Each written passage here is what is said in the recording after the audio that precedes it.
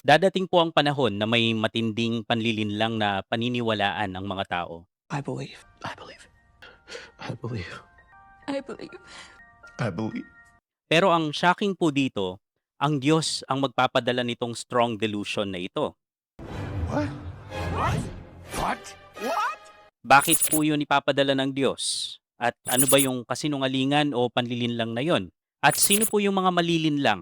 Sisikapin po nating sagutin yung mga tanong na yan sa pag-aaral na ito. Ako po si Kuya Jem, and this is Sunday Extended.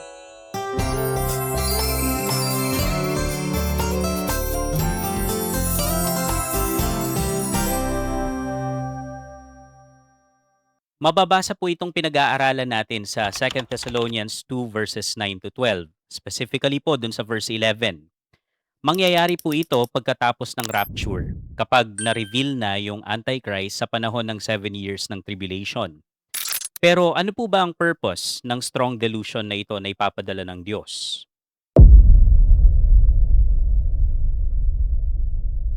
Sa verse 11, mababasa po natin na kaya ito ipapadala ng Diyos ay para maniwala yung mga tao sa kasinungalingan. At hindi lang po ito kahit anong kasinungalingan. May specific pong kasinungalingan na tinutukoy dito.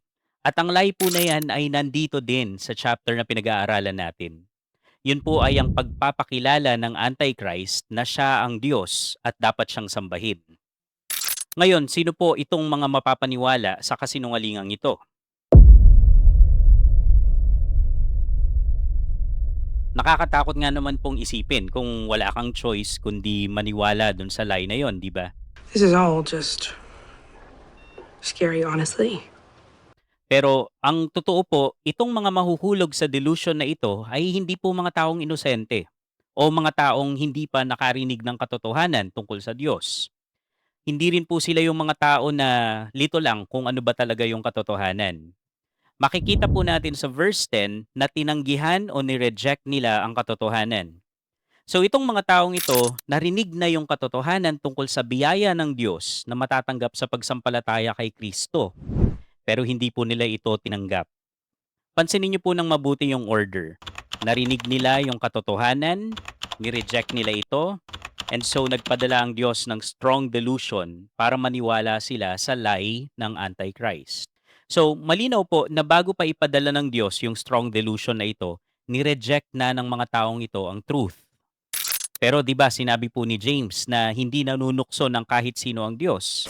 So bakit siya magpapadala ng strong delusion para paniwalaan ng mga ito yung kasinungalingan instead na i-convince sila dun sa katotohanan? Dapat po munang maging malinaw sa atin na nabigyan na itong mga taong ito ng pagkakataon para paniwalaan yung katotohanan. Pero willingly, ayaw po nila itong tanggapin at mas maligaya po sila dun sa kasamaan. Pero ito po ay hindi na bago sa scriptures. Sa Romans 1, mababasa po natin na alam ng mga taong may Diyos pero hindi nila siya pinarangalan o pinasalamatan. Sabi pa po ni Paul, ipinagpalit nila sa kasinungalingan ang katotohanan tungkol sa Diyos. Kaya naman ano po ang naging reaction dito ng Diyos? Ilang beses na mababasa po sa chapter 1 na hinayaan sila ng Diyos na manatili sa mali. At ganitong-ganito po ang mangyayari sa end times pag sinimulan na ng Antichrist yung lie campaign niya. Ang sabi po dun sa verse 28, at dahil sa ayaw talaga nilang kilalanin ng Diyos, hinayaan niya sila sa kanilang kaisipang hindi makapili ng tama, kaya ginagawa nila ang mga bagay na hindi karapat-dapat. Kilala po ng marami ang kwento ng 10 salot sa Exodus kung saan makikitang pinatigas ng Diyos ang puso ni Pharaoh. Pero hindi niya po ito ginawa na para bang napagtripan niya lang si Pharaoh. As early as Exodus 3, mababasa na po natin na alam ng Diyos na hindi palalayain ni Pharaoh ang mga Israelita. At hindi po ito nakakapagtaka dahil mababasa po natin sa Jeremiah 17 verse 10 na alam ng Diyos ang puso at isip ng tao. Ganyan din po si Jesus ayon kay John. At ito po ang pinagbasehan ng Diyos ng hatol niya na patigasin ang puso ni Pharaoh. So initially, decided na po si Pharaoh na walang aalis ng Egypt. At ginamit po ito ng Diyos para ipakita ang glory niya. Mababasa din po natin ito sa experience ni King Ahab. Siya po yung klase ng hari na kapag hindi maganda yung nilalaman ng prophecy, kasamaan yung prophecy na yun para sa kanya. So ano po ang ginawa ng Diyos? Nung may spirit na nag-offer na pagsasalitain niya ng kasinungalingan yung mga propeta ni Ahab para maniwala siya sa kanila, inaprubahan po ito ng Diyos. Ang sabi po dun sa 1 Kings 22 verses 22 to 23, nagtanong ang Panginoon, sa papaanong paraan?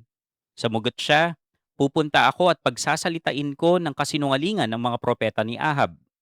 Sinabi ng Panginoon, lumakad ka at gawin mo ito. Magtatagumpay ka sa paghihikayat sa kanya. At sinabi ni Mikaya, at ngayon pinadalhan ng Panginoon ang iyong mga propeta ng Espiritu na nagpasabi sa kanila ng kasinungalingan. Itinakda ng Panginoon na matalo ka.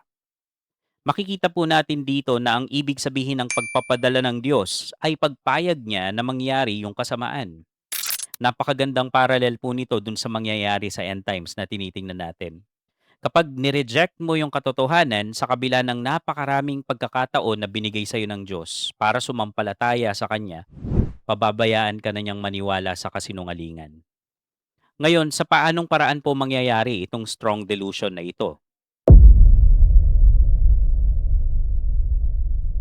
Mangyayari po ang powerful delusion na ito sa pag-allow ng Diyos kay Satanas at sa Antichrist na gumawa ng mga himala para mapaniwala po yung mga tao sa claim ng Antichrist na Diyos nga siya. Sa verse 9, makikita po nating si Satan ang nag-e-empower sa Antichrist. Kaya naman makakagawa po talaga ng mga supernatural miracles ang Antichrist. At kasama na po dito yung muli siyang mabubuhay.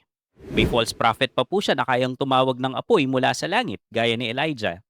Tapos mapapatay niya po yung 2 witnesses na hindi mapatay-patay.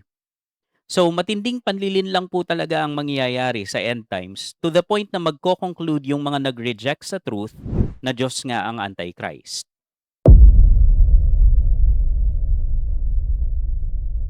Nabubuhay na po tayo sa mundo kung saan mas pinapahalagahan ang kanya-kanyang paniniwala kaysa dun sa kung ano ba talaga ang katotohanan. Maraming mga tao po ang pinaniniwalaan lang yung gusto nilang paniwalaan, hindi po dahil sa yun yung katotohanan, kundi dahil yun yung convenient para sa kanila. Unti-unti na pong inihahanda ang mundo sa pagdating ng araw na tatanggapin ng marami ang isang fake Christ. Pero isang katotohanan po ang nililinaw sa atin ng strong delusion na ito.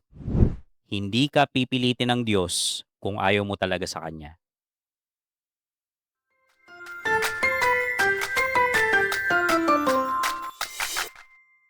Subscribe for more content.